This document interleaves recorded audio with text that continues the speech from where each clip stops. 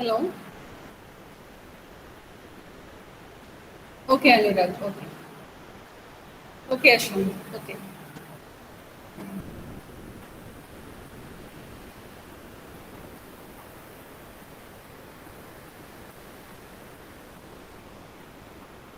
So we will be continuing with what we had stopped during the first hour.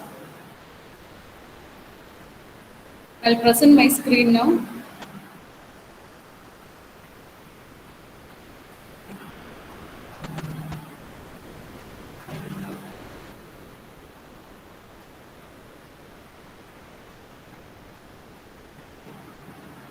Can you see the screen? Can you see the screen? Okay, okay, Anurag. Okay. So we were speaking about the branches of logic, isn't it? This module we have to study what logic is, what mathematical logic is, and logic is mainly used to deal with discrete values like zeros and ones in computer science, and also those countable values. So there are two branches for logic. Well, now let us see what are the two branches. We have to study both these branches in module 1. The two main areas, the two main branches of logic are propositional logic, and next one is predicate logic. So we have two branches of logic. So now you can write in your notebook, write heading as branches of logic. Write the subheading branches of logic. Did you write? Did you write the subheading? Okay, Fatima. Okay, ma'am. Okay. Now you write below that. You write the two main areas of logic are the two main areas of logic are first one propositional logic, and you can look at the screen and write it down. Okay, propositional logic, and second one predicate logic. Propositional logic, and second one is predicate logic. Okay, there are two branches of logic. One is propositional logic and second one is predicate logic. Okay, you should write fast, okay? So now let us see what these two logics are. Anyway, in both these logic systems, we are dealing with transforming English statements into mathematical variables. Okay, or you can write it down as next sentence. You just write it down. Both these logic deal with both these logic deal with transforming statements. Both these logic deal with transforming statements into mathematical variables. Both these logic. Now, after writing one propositional logic, two predicate logic, below that you have to add this sentence. That's why I'm telling you, you have to listen to what I am saying and write down the notes. The notes may not be there in this PPT, okay, in this slide. So, did you write it? Both these logic deals with transforming statements into mathematical variables. Transforming statements into mathematical variables. Both these logic deals with transforming statements into mathematical variables. Okay. So now let us see what this propositional logic is and what is predicate logic.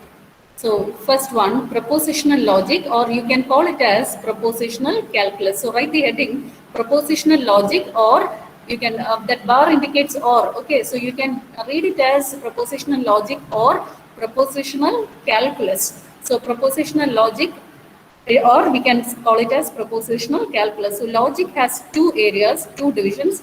One is propositional logic, another is predicate logic.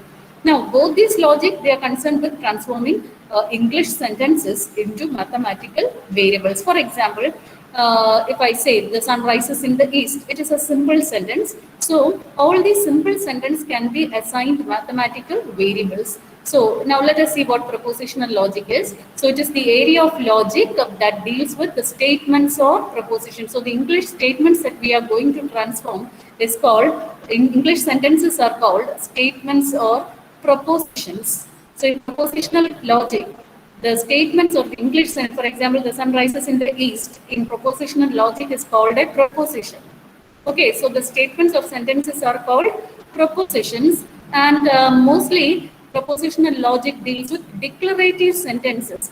Declarative sentences are those that are either true or false. So those simple sentences or those declarative sentences which gives us a result of true or false comes under propositional logic. Okay, so the sentence cannot be true and false at the same time. It can be either true or it can be either false. So propositional logic deals with sentences or statements that are either true or false. Okay, I given you an example. The sun rises in the east. It is either true or it is either false. Is it clear? So all those simple sentences which cannot be broken down into smaller sentences are can be represented using propositional logic. Okay, those simple sentences in English language that cannot be broken down into smaller sentences can be represented using propositional logic. So simple sentences that are declarative in nature. Declarative in nature means they can the result must be the result of the sentence must be either true or false, are called propositions in mathematical logic, and these propositions can be represented in mathematics using variables like the small letter p, q, r, etc. are used to represent these declarative sentences or statements. And when they are represented using PQR, they are called propositional variables.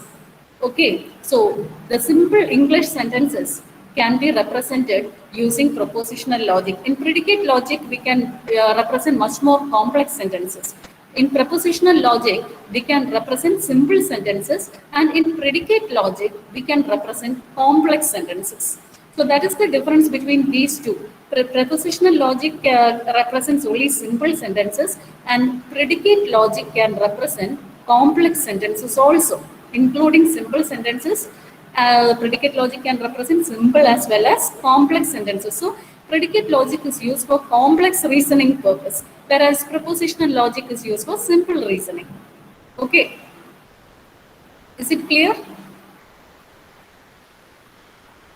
Is it clear to you? Hello?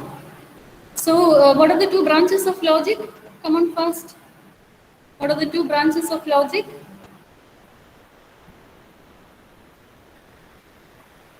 What are the two branches of logic?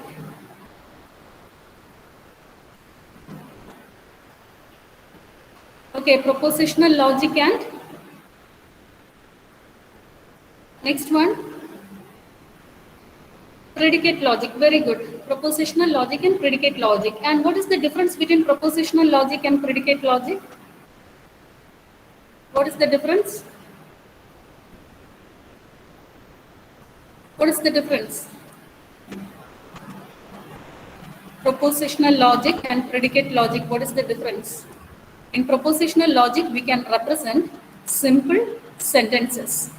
And simple sentences are those that cannot be broken down into smaller sentences. Okay, propositional logic we can represent. In propositional logic, we can represent simple sentences, and simple sentences are those that cannot be broken down into smaller sentences. And also they must be declarative in nature. Declarative, what do you mean by declarative? That is sentences that are either true or false. So propositional logic can be used to represent simple sentences, and also those sentences that are declarative in nature, which means it is either true or false. So that is about propositional logic, which is one area of logic. And what is the second one is predicate logic. What is predicate logic? What is predicate logic? It can be used for representing complex sentences. Okay. It can be used for representing complex sentences. Not only complex, it can also represent simple as well as complex sentences. Simple and complex sentences can be represented using predicate logic. So the power of predicate logic is high. That is, more complex reasoning can be done. Complex reasoning can be done using predicate logic, whereas in propositional logic we can do simple reasoning. Okay, reasoning. What do you mean by reasoning? What do you mean by reasoning? What do you mean by reasoning? You're arriving at conclusions is called reasoning. Okay. Is it clear? Is it clear to you? Okay. So, now let us see what this propositional logic is. Propositional logic. Okay. So, propositional logic, we can represent a proposition. So, let us see what propositional logic is.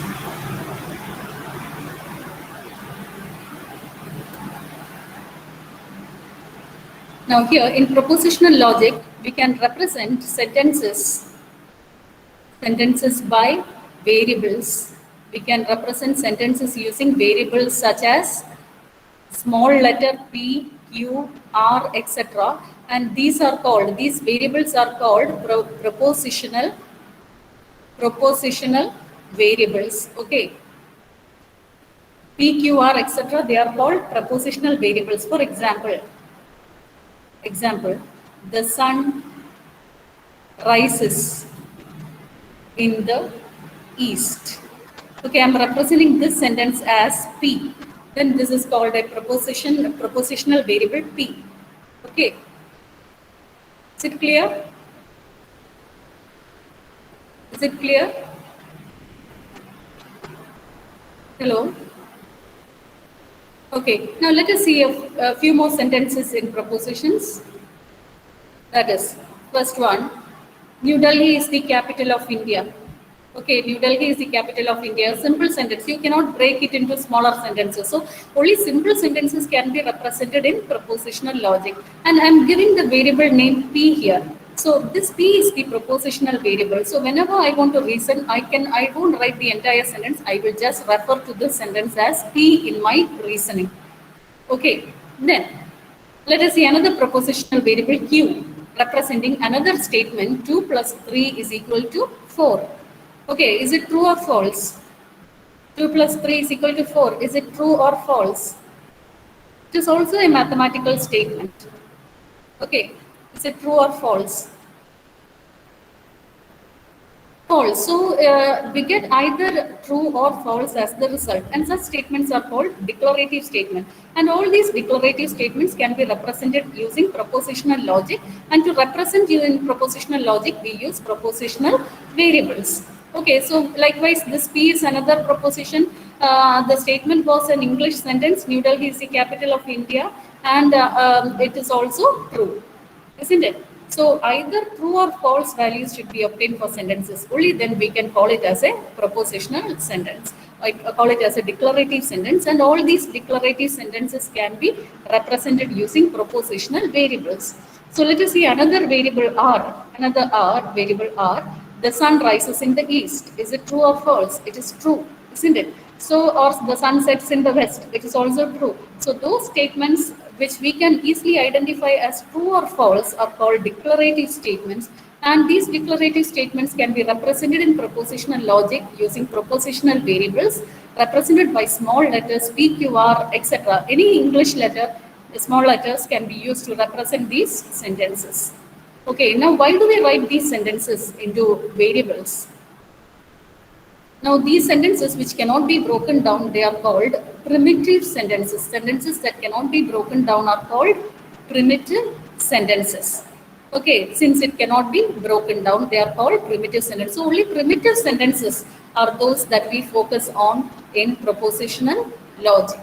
Okay, is it clear? Simple sentences that cannot be broken down into smaller sentences are called declarative sentences when they give us a result true or false, and such statements are represented using propositional logic.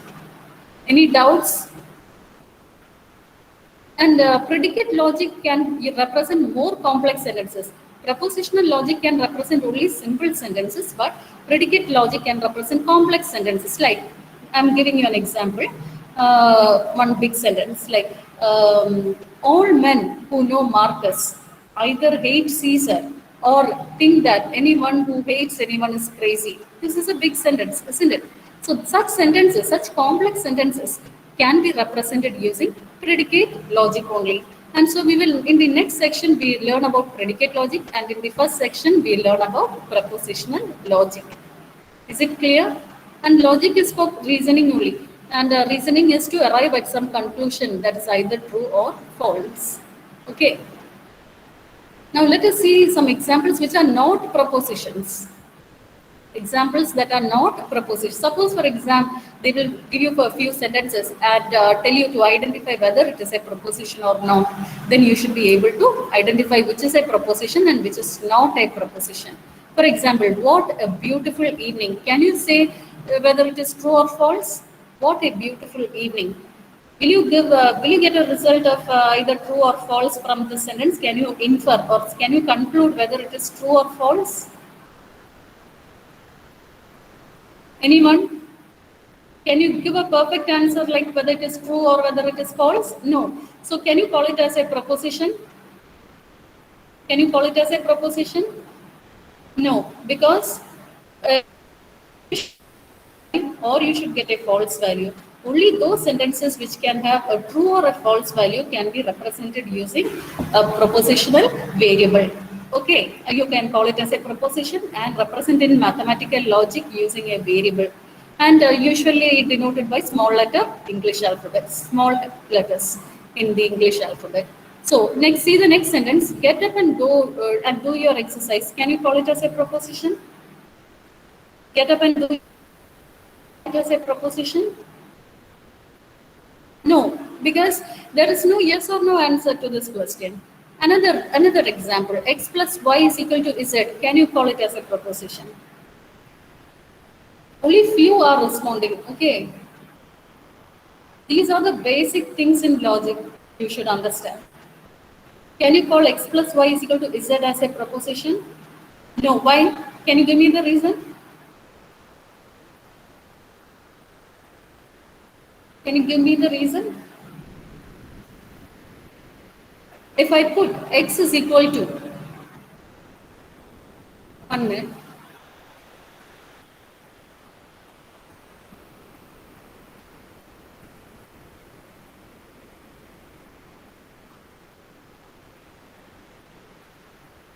x plus y is equal to z. Can you call it as a proposition? Can you call it as a proposition? No, because if, yeah, I want the reason. I know it, I cannot call it as a proposition. If x is equal to 2 and y is equal to 1, you get z is equal to 3, isn't it? So if I'm putting x is equal to 2, y is equal to 1, 2 plus 1 is equal to 3. Now I am changing the value of y and 2 plus 2 is equal to 3. Is it true or is it false? This one turns to be true and this will turn to be false, isn't it? So this statement, it can have either true or false depending on the value of these two variables. So since the values are not given, we cannot say that it is either true or false. Only if the value of x, y and z is given, we can say that it is a proposition. If values are not given, we cannot conclude whether it is true or false. So since we cannot conclude whether it is true or false, you cannot say that it is a proposition. Is it clear? Is it clear? Any doubt in that? Only if values are given, we can say that it is true, isn't it? So if values are not given, then we cannot say whether it is true or false, and so it cannot be considered as a proposition. Suppose if values were given, x is equal to 1, y is equal to 2, and z is equal to 3, then we can say that it is true. If values are not given, we cannot call it as a proposition. Is it clear? So propositions are often simple sentences like mathematical statements also. Is it clear to you? Okay. So, so now will you be able to identify whether it is a proposition or not, whether a given sentence is proposition or not? Will you be able to identify if a sentence is proposition or not? Okay. So see the next sentence. What time is it? This also doesn't give any true or false value, so we cannot consider it as a proposition. Only those statements which gives a true or false value can be called as a proposition, and they can be represented using propositional variables. So I hope you understood the difference between what a proposition is and which sentence is a proposition, which sentence is not a proposition. Is it clear? So I've written all these here. These sentences cannot be considered as propositions since they do not have a true or false value. So those that do not have true or false value cannot be considered as a proposition. Is it clear? So propositions are declarative statements that are either true or false. Declarative statements are simple sentences which cannot be broken down into the further simpler sentences. So if a statement is true, the truth value of the proposition is true and you can represent it as T or 1. Okay, if the statement returns a value true, then we call that, when we say that the truth value of the proposition is true and it can be represented as T or 1. Okay, and if it is false, you can represent it as F or 0. So if the truth value, so if a proposition is true, then you can write, you can represent it in logic as T or 1. And if a proposition is false, then if a proposition is false, then you can write it as, represent it as F or 0. So this represents these are the truth values. We call it as truth values of the proposition. Okay. Is it clear? Is it clear? Hello? Okay. So any statement, any proposition will have either true or false value. And the true or false value in logic, we represent it as T or F. And either T or F, or you can represent it as 1 or 0. True can be 1, F can be represented as 0. And these are called truth values of the proposition. So,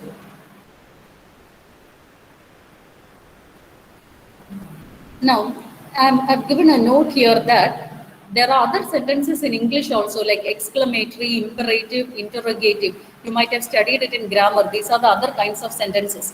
There are 4 kinds of sentences: declarative, exclamatory, imperative, and interrogative, out of which only declarative sentences are represented in logic. The other 3 sentences, they are not propositions. So in English, these 3 sentences we cannot represent in propositional logic. So I've written the comment here also, the description of x plus y to z, it cannot be considered as a proposition since values are not assigned. Only if values are assigned, we can call it as a proposition. Is it clear? Is that much clear to you? Anybody having any doubts, you can ask. I think I'm repeating the same thing over and over again so that you will understand. Okay.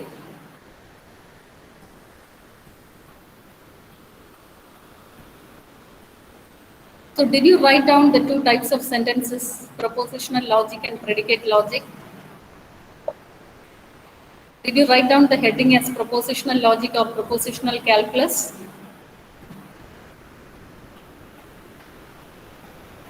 Okay, after writing the heading as propositional logic bar propositional calculus, you can write this example. The first example, P. New Delhi is the capital of India, and true.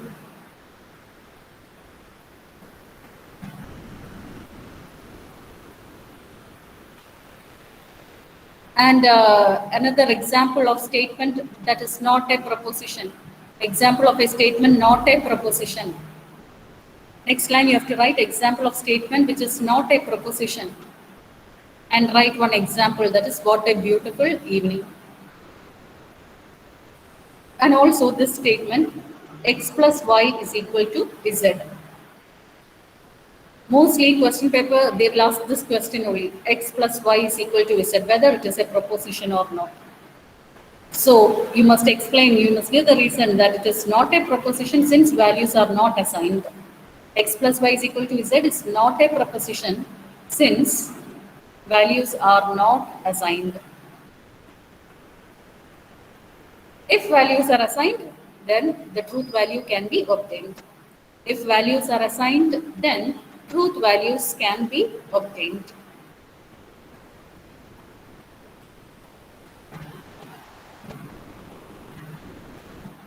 So the rest, I think you will know what is true. True is represented with T and false is represented by F or 0. Okay. True is represented as T or 0 and false is represented by F or T or T. True is represented by T or 1 and false is represented by F or 0. So simple things that you come across, you can write down. Okay. So next we are dealing with how can we obtain new statements. Obtaining new statements from existing statements. How can you get new statements from existing statements?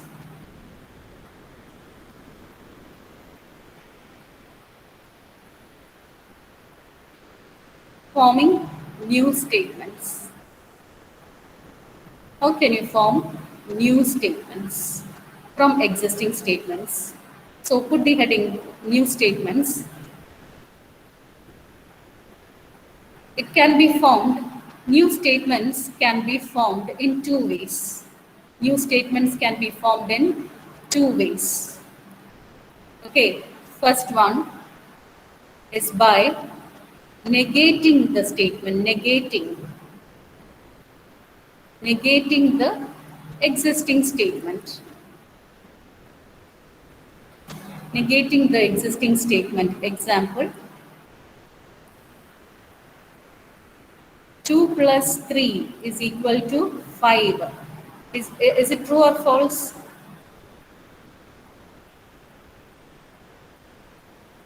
It's true, isn't it? And what is the negation of this statement? What is the negation of this statement? 2 plus 3 not equal to 5. Is it true or false? Is it true or false? False. So I am getting the truth value. For the first sentence I have got true. Then when I negate the statement, then the truth value should be false.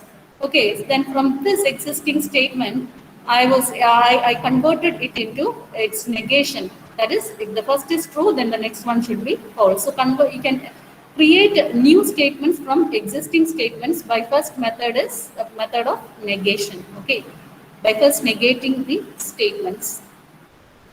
Is it clear? Is it clear? Do you have any doubt? Any doubt in this? So this is statement number 1 and this is statement number 2. Okay. So one way of forming, I have got two statements now. One is 2 plus 3 is equal to 5, its truth value is true. And to get a new sentence, I just negated the first one and I got another sentence, the second sentence, 2 plus 3 not equal to 5 and the truth value was false. So by negating, we can form new statements from existing. This is existing statement and I can form new statements from existing statements. Okay, this is one method. Is it clear to you? Shall I move on to the second method? Shall I move on to the second method? So just write this down, okay? Forming new statements. New statements, you just underline it and it can be formed in two ways. One by negating the statement and write this example. Did you write? Did you write it down? I'll be checking your notes, okay? Okay, Anurag. Okay, Shannon. Okay. Why girls are not responding? Isha, did you write it down?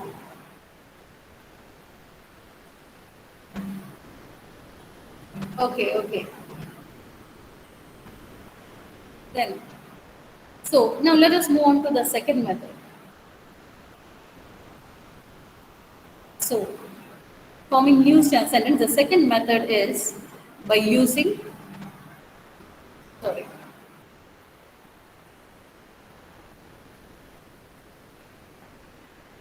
Second method is using connectives. Using connectives. That is, I'm connecting two different sentences together. By using connectives, we can combine sentences. That is, we are combining sentences. Combining sentences. Using connectives to combine sentences. Okay. So second method to form new sentences is by using connectives to combine sentences. So if I have two sentences, say suppose one, X is taller than Y. Another sentence, Y is taller than Z. Then I want to combine, when I combine these two sentences to a single sentence, I will get a new sentence, isn't it? A third sentence, that is, X is taller than Y. I can use any connectives here, and this connectives is what we are going to study. What are the different connectives that can be used? It can be and, it can be or, etc. So what are these? What different connectives can be used here? That is what we are going to look. So if I use or, then I get X is taller than Y and Y is taller than Z. So I have got a single sentence, a third sentence, X is taller than Y or Y is taller than Z. Using the connective or. Then if I'm using connective and, I get another sentence, that is X is taller than Y and Y is taller. So these two sentences, they are different in meaning. Okay, so I can form different sentences using these two sentences. I can form different sentences using the different connectives, and connectives can be of different kinds. So what are the different connectives that can be used to combine sentences? That is what we are going to look next. Okay. Is it clear? Is it clear? So what is the second method of combining sentences? How can you form new sentences from existing sentences using second method? How can you form new sentences from existing sentences?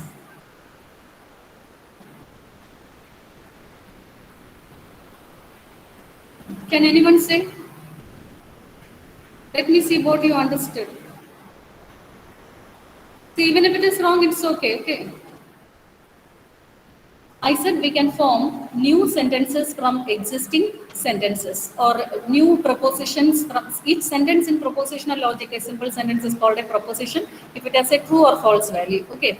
So I can form new propositions from existing propositions in two ways. What was the first method? What was the first method? Okay, very good, Anurag. Negating the existing statement or negating these statements can also be called as propositions. Okay, if they give true or false value, we can call these statements as propositions. So, negating the proposition or negating the sentence is the first method. That is, if 2 plus 3 is equal to 5 is a statement, I can negate it and say 2 plus 3 not equal to 5, which will give us a false value. Then what is the second method? Using connectives. Okay, using connectives, we can combine sentences.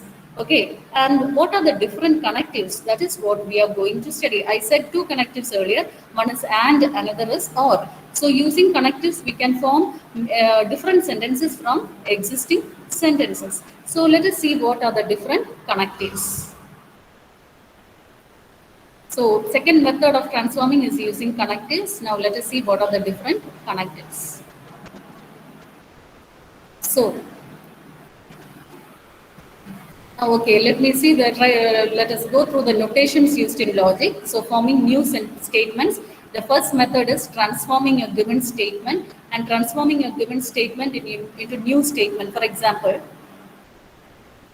if it is the statement that we have given is P, and this P can represent any statement like sun rises in the east of 2 plus 3 is equal to 5, etc. So when you transform P into the negative statement, then we can represent that negative statement. In mathematical logic, the negation is denoted as not P. Okay, it is read as not P. So negative of a sentence is read as, negation of a sentence is read as not P. Is it clear? Is it clear to you? So if P is a proposition, then negation of the proposition P is denoted by not P, or you can use this symbol. Anyway, in this module, I'm going to use this symbol. The entire textbook, your prescribed textbook follows this notation, not P. And not P. If P is true, then P is true, then not P is always false. And if P is false, then not P will become true. Okay, so that is about negation. Is it clear? Is it clear to you? Hello? Okay. So how do you represent? How do you represent the negation? So let me clear this. Going back once again to the first method, um, that is negate. First method of forming new sentence is by negating the sentence. Okay, negating the sentence. So if suppose P is a sentence, then negation of P is denoted by not P. Okay, if P is a sentence, then how do you represent negation of P? How do you represent negation of P? Negation of P is denoted by not P. Okay, is it clear? If P is a sentence, then negation of P is denoted by not P, or the simple can be this way also, not P. Okay, is it clear? Did you write it down, the notation? Please write down the notation, okay? If P is a sentence, then negation of P is denoted by negation of the statement. I think you have written it earlier. Just below that you can write, if P is a statement, then negation of this sentence is written as not P. If P is a sentence, negation is not P, or you can use this symbol, but throughout we are going to use this symbol only. Okay, now you can represent the truth values of these sentences using truth tables. Okay, you can represent truth values using truth values of sentences can be represented using truth tables. Okay, now let us see what a truth table for a negative sentence. Truth tables. Okay, so I have a statement P, and negation of the statement is not P. So whenever P is true, not P is false. When P is false, not P is true. So this is the truth table of negative statements, negation of a sentence. Okay, so truth, just like our truth values can be represented using truth tables. Did you write? Truth values of statements of propositions can be represented using truth tables. Truth values can be represented using truth tables, and truth table for a negative for negation is as follows. If P is a sentence,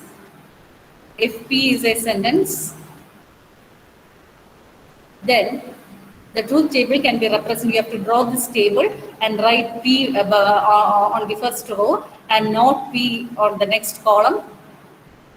First row, next column, and then you have to write the truth table, write the truth values. That is, if P is true, not P is false. If P is false, then not P is true. And this is the truth table. We call it as the truth table. Is it clear? Is it clear? Are you writing it down?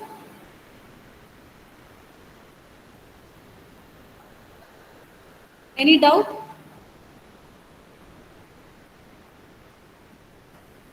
Do you find it difficult to understand? If you have any difficulties, please ask, okay? So we were discussing about how new sentences can be formed. First method is by negating sentences. And when you negate sentence, you can represent it using truth tables. And in truth table, if P is a sentence, then negation is denoted by not P. And then we are giving the truth values. If P is true, not P is false. Then if P is false, then not P. Then just take the opposite of P or not P. Okay. Is it clear? This is how we represent in truth table. So the second method is what we have to combine sentences using different connectives, and for each connective we have to draw the truth table. Okay, so that we will cover in the next class. Connectives we can cover in the next class. Combining sentences. Okay, is it clear? Do you have any doubt? Do you have any doubt? This writing pad, it is difficult for me to write. That's why my handwriting is so well. So, did you understand? Do you have any doubt? If you have any doubt, you can ask. So, come prepared tomorrow for offline class, and I have uploaded this note in Linways. If you have any doubt, go to the notes and study the notes. Okay, till forming new sentences. Is it clear? Is it clear? Okay, I have uploaded this note in Linways. Go through the notes, study it till where I have taken. Tomorrow I'll be asking questions in class. Okay. So now say your attendance.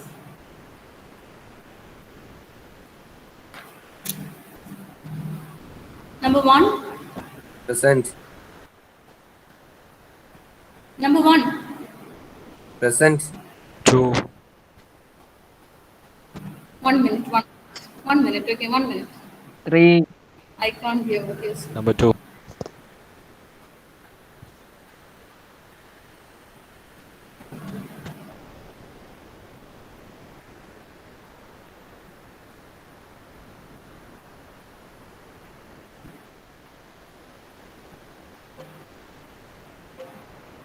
Now say your attendance, please. 1. Next. Come on. 2. 3. Abhiram. Okay, next 4. Come on first. Agna. Then 5. 5. Next. 6. Next. 7. 8. Next. 9. 10. Okay. 11. 11. 12. 12. 13. Okay. 14. Okay. 15. Okay. 16. Okay. 17.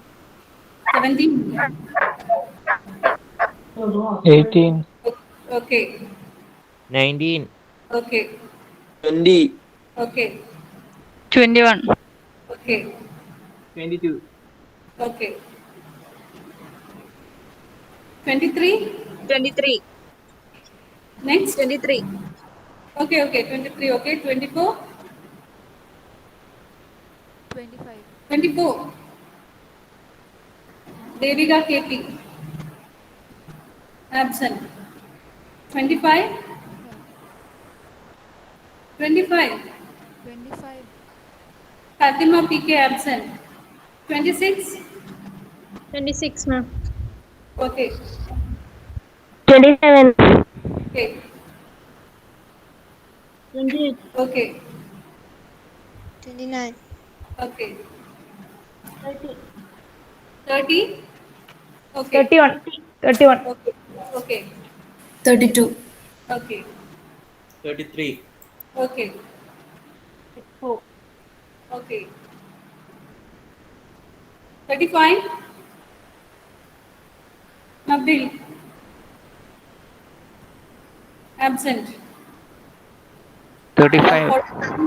35 on that. Okay, okay. 35. 36. 36. Next. 37. 39. 40. 40. Number 40. 40. 40 first hour എവിടെ പോയിരുന്നു? Hello, number 40. In the first hour. Doctor Company. Okay, next 41. 41. 42. Next 43. Absent. 44. 44. Niharika present. Okay. 44. 44. 45. 45. Next. 46. Okay. 47. Okay. 48. Okay. 49. Number 49. Absent. 50. 49. Okay. 49. Okay. First hour, where did you go? 49. Number 49. Okay. 50. 50. 51. 51. 51. Next 52. 52. 53. 54. 55. 56. 57. 58. 59. 60. 61. 62. 62. Okay. 63. Okay. Okay. So absent is number 24 and 25. Absent. 25%. Okay. Number 24 and 25 absent. 25%. Okay. Study the portions and come tomorrow. Okay. Notes are uploaded in Linways. Otherwise, you won't get continuity. Okay. Thank you.